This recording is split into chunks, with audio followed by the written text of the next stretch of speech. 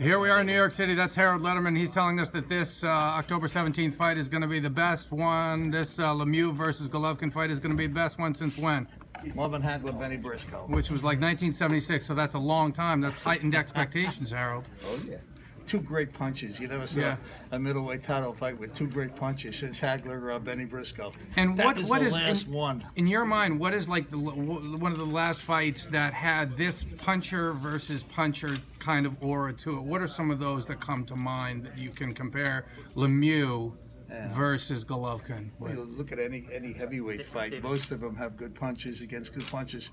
Bermain Stavern and Deontay Wilder were two good punches. Yeah. You know. Just as an example. How do you feel, just, you know, being in a situation when the fight was made? What was your initial reaction? Couldn't be happier. Yeah, Mark, that's good. When we got the news about fighting Golovkin, my initial thought was, already? And then I was like, all right, sure, of course, I'm ready. When I'm ready. We just won a world title, and we're fighting the guy that everybody's talking about, and now we're gonna beat the guy everybody's talking about. So I was extremely happy about the matchup, and you know, I always love tough opposition. So it's gonna give the fans what they want to see. We're two good punchers. We're gonna bring a lot of energy in the Madison Square Garden. I can guarantee you that. So many fighters have avoided Gennady just because of his knockout streak and all the other stuff. I mean, when you watch him and you've seen his fights, I mean, what do you notice about his style and maybe things that you can exploit to your advantage? Well, a lot of fighters are scared. I'm not scared of any fighter. You know, I'm here to be on top of the pyramid. So I'm gonna fight anybody that is what they call the toughest one or the hardest one or whatever it is. You know, I don't have as much exposure as Golovkin does, but on October 17th, I'm gonna open a lot of eyes, and a lot of people are gonna see what I can bring to the table. David, a couple of years ago, you had a couple upset losses. I'm sure at that point you kind of felt you were, you know, looking back on your career and reevaluating it. How does it feel now to have the title and be fighting for the unified championship here at Madison Square Garden against someone like Golovkin? Well, when I had those two losses, I didn't look back and say, you know, what's going on. I said there's things to change, and I did those changes that I needed to do to be where I am right now. Those things that weren't functioning properly, and when your foundation has cracks in it, you gotta fix it. And I fixed everything, and right now I am where I'm supposed to be. You mentioned that a lot of fighters are scared who face Triple G just because, you know, they're of his, you know, what he's done to his previous opponents. What gives you confidence about this matchup? Well, let me tell you what's gonna be the difference between me and the fighters that Triple G has fought. I'm not going in there to fight Golovkin. I'm going in there to win against Golovkin. That's gonna be the difference in this fight. It's gonna be the difference, and I have all the abilities I have to do whatever I need to do. David, were there people telling you, saying, no, kid, wait, you're only 26. You can wait a year or 2 years. I have to imagine some people were saying, put this off for a while. And what were your thoughts on that? Well, if I would have listened to everything everybody was said, I would have never been where I am right now. So I listened to my heart. I listened to the closest people next to me, and to some very logical patterns we take. And this was the thing to do right now to be where we want to be. So how do you figure out a blueprint?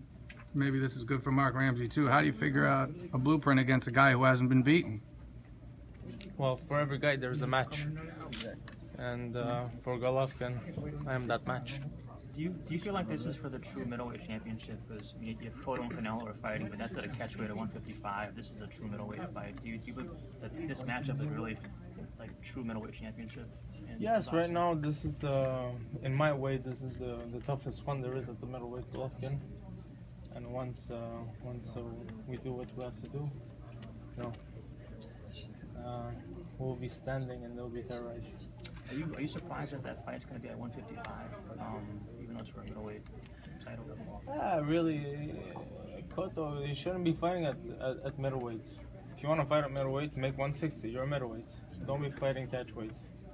You know, it's middleweight. You want to be 155, 154. You're scared, but you want to have the status quo of a middleweight. You know, but you don't want to make middleweight. You know, you're not a real middleweight.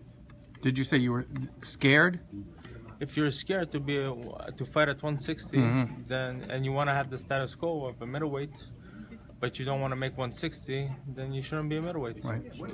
You've spoken before about entertaining fans. That's important to you. Can you speak to that a little bit about wanting to be an entertainer?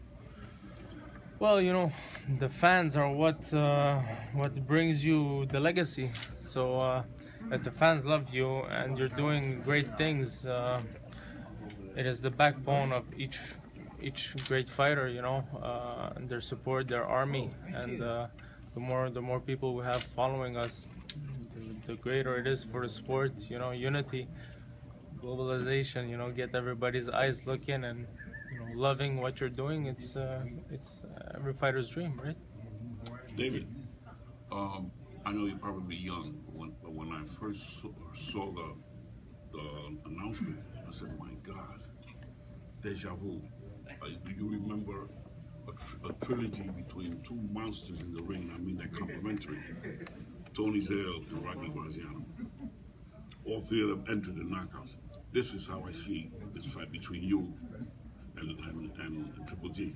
There's no backup. There's a phone booth style. That's exactly what it's gonna be. It's gonna depend on Triple G. But from my side, you know, it's a good view you have, and there will be no backing up. It's gonna be 100% fighting in this fight. There's gonna be no. For sure, there's a tactic. You know, we're two very good fighters. He's a very smart fighter. He knows what he's doing. He's been in the game a long time. Small things are going to determine the big things in this fight. Not looking ahead past Triple G, are you then hopeful that the winner of Cotto and Alvarez will be your reward? I'm not hopeful of anything. I'm going to fight Golovkin, and then what is to come will come. What do you think on Sanchez, his trainer, saying that this fight's only going to go 4 and they're going to stop him at 4?